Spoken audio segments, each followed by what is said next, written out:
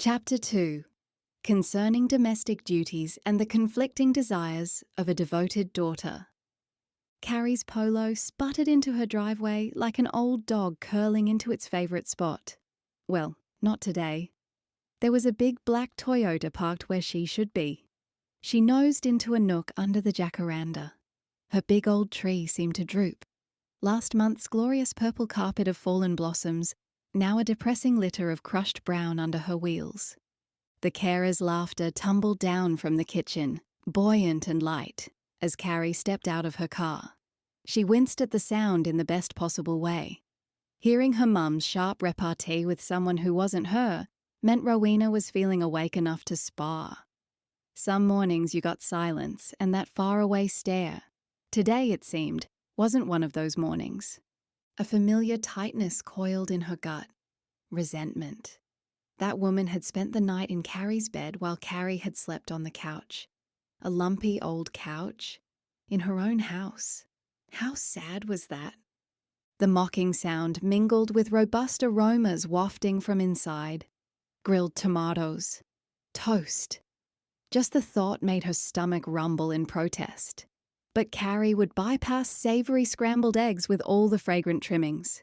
She was planning an early lunch in town with her friend before they went aboard. She pressed her middle, already softening from lack of exercise. Skipping breakfast might help. But what about unlimited buffets on the ship? And no exercise beyond a boring lap of the boat deck. Damned if she would go without coffee. At least there she was mistress of her own house and espresso machine. Would there be a decent flat white aboard the Queen? The Queen Elizabeth. Even thinking the name sent a little jolt of escape through her. A literary cruise. Days of talks, readings, and endless blue horizon. Days of being Carrie Watson of far-flung photography, instead of Carrie Watson, unpaid carer. Morning, Carrie. The voice of Bronwyn, highly paid respite carer, floated out from the kitchen as she entered the cottage. Get your shot. Carrie hefted her camera bag, a familiar weight that felt like home, even if the house no longer did. Mostly. Bloody tourist ruined one, but I got the money shot. Must check the chip on her big screen. If she could squeeze the carer out of her office for a half hour of editing and uploading. Entering the kitchen, she found Rowena seated at the table, a bright smile lighting her weathered face as she waved Carrie over. The kitchen was alive with the smell of toast and the buttery sunlight streaming through windows that Carrie had learned to see differently over the past months. Aching glimpses of the world beyond, where every expedition with wheelchair and paraphernalia had to be structured around Mum, not Carrie. Rather than a table strewn with maps and timetables and tickets, there were scripts, Webster boxes full of pills, and the calendar circled with doctor's appointments, not departure dates. Bedpans and dressings instead of empty champagne flutes and little foil packages. Instead of a twinkling smile from a bare-chested overnight visitor, golden in the morning sun, there was Mum, face pinched with pain or blank with painkillers. A house emptied of the casual ability to laze or go for a run or binge some mindless series on Stan or head off to Helsinki for a weekend. She loved her mother, but God, there was so much she missed. Thought by not having kids I'd avoid all that stuff. Now I'm my mother. They exchanged a look, a slight dip of Mum's chin, a fractional lift of Carrie's eyebrow, that said it all. Mum understood. Bronwyn stood at the stove, plating up scrambled eggs for herself and Rowena. 50 years old with 4 grandchildren, she'd mentioned last night when Carrie had shown her around. 50 years. How had she managed? Carrie was 40 and drained by looking after just one person. Welcome back, early bird. Bronwyn said with a glance toward Carrie's camera bag. Hope my stuff didn't get in your way this morning. Not at all, Carrie said, thinking about how strange it had been, tiptoeing around in the dark while Bronwyn slept in what was normally her bedroom. How'd you sleep? That mattress is pretty basic. Better than the couch you were on, I'd imagine. Carrie laughed, full of hollows and lumps from parking my bum in it for too many stupid rom-coms. Or the real thing. Remember that night with the airline pilot demonstrating happy landings? Wow. Carrie leaned down to plant a brief kiss on Rowena's cheek. Her mother's skin soft as worn silk, but her grip still firm when she squeezed Carrie's hand. Got photobombed by some pommy tourist, Carrie said. Ruined my perfect shot of the ship in Fort Denison. Bloody typical, Language, darling. Rowena murmured, but her eyes twinkled as she glanced away. Carrie caught a quick look between her mother and Bronwyn. Already getting on like old friends. That was quick. Making herself right at home. Right, Carrie said, striding over to the espresso machine. Let me show you how this works, Don't bother. Bronwyn replied, wiping her hands on a tea towel. I've been trained as a barista. I can make coffee for you.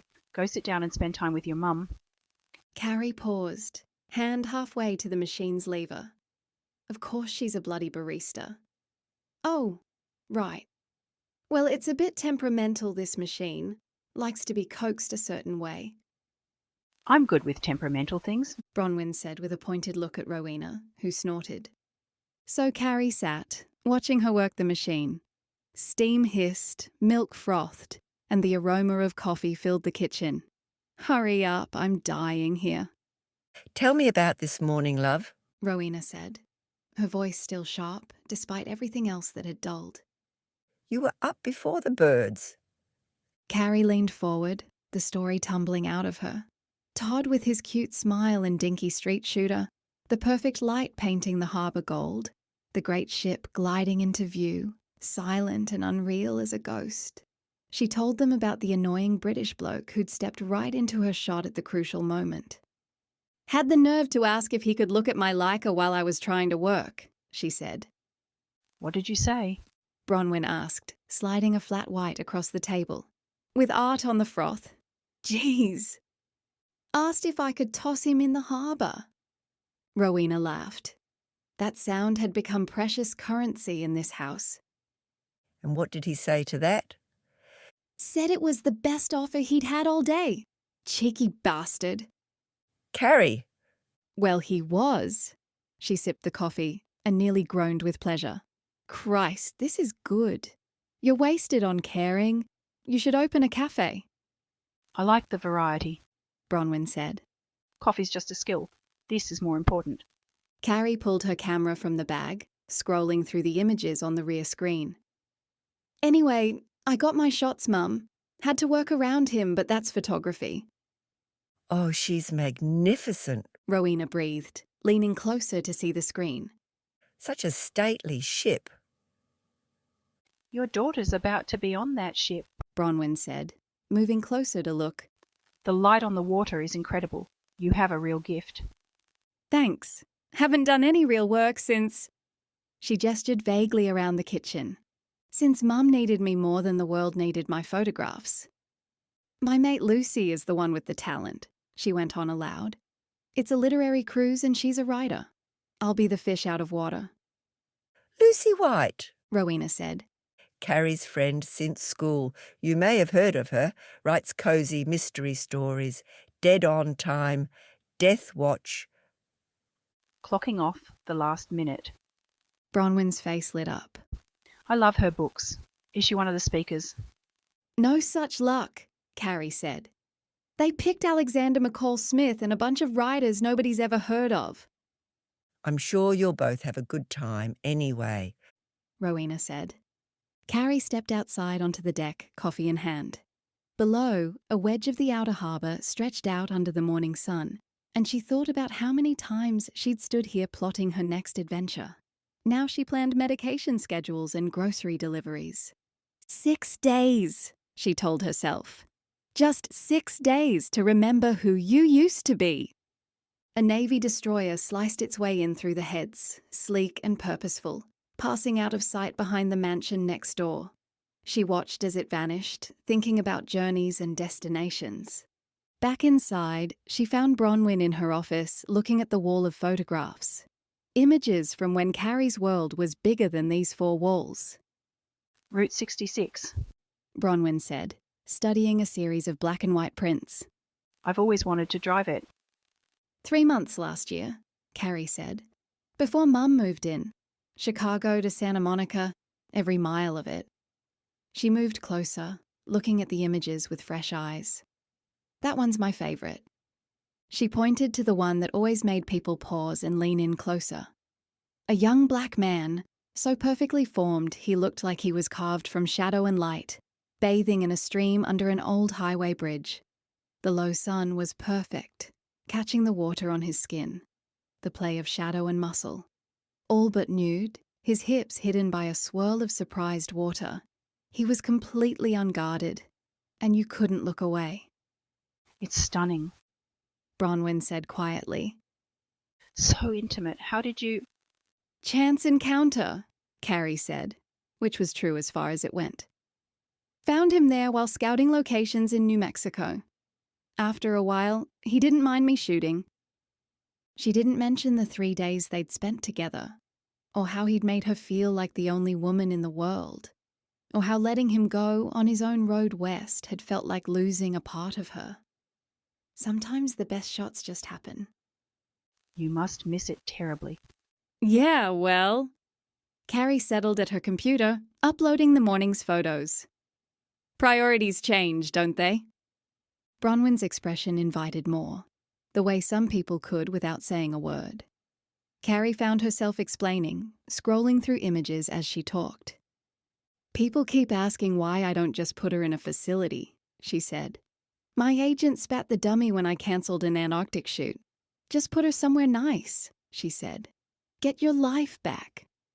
She glanced at Bronwyn. But this is my house, Carrie continued. When Mum couldn't manage her unit anymore, my choice was clear. I gave her the big bedroom. Had to gut the bathroom, put in wheelchair access, grab rails, the works. The renovation bills sat in a shoebox under her desk. 3 business class tickets to Europe worth. Add in what this carer was costing her for just a few days. It's only money, Carrie. And that's why you sleep in the office, Bronwyn said, nodding at the single bed under the window. Cozy, right? Carrie laughed, but it came out a bit hollow. That can't be comfortable long term. It's fine. Better than knowing she's in some beige carpet place with bingo nights and communal television. Mum would hate that. Not to worry. Here we are. She pulled up the image of Todd. The opera house curved behind his shoulder, a tugboat steaming past in the background. He's got a spark, Bronwyn said. Boyfriend? Hardly. Just met him this morning. Carrie was already typing out an email attaching the photo. Here's your freebie, as promised. Nice meeting you, Todd. Next time, bring those books for signing. Carrie. He's lovely. That smile could melt butter, I reckon. Yeah, well. Carrie hit send. I'm not in the market for melting anything right now. Liar. You're always in the market. You're just not available. Okay, Carrie said, turning from the computer. This is it.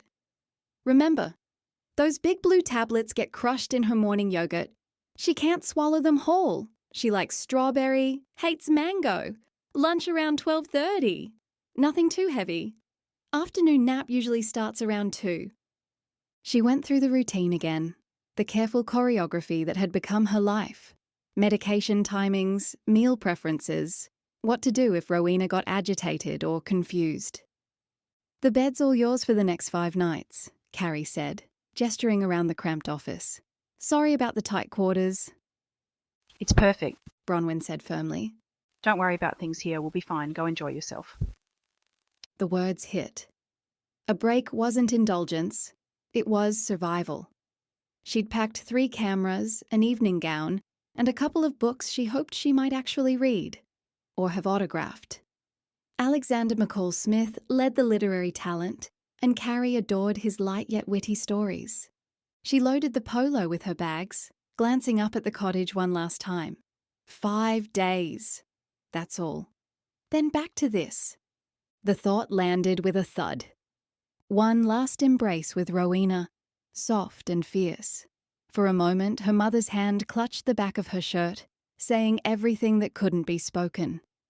You'll be able to see the Queen Elizabeth leave tonight, Carrie said. She sails past the heads around 6. I'll text you the exact time and plenty of photos. Take pictures. Rowena said. Send me everything. I want a photo of you and Lucy in your formal dresses. I will. Promise. With her bags packed in the back seat, Carrie reversed out onto the street.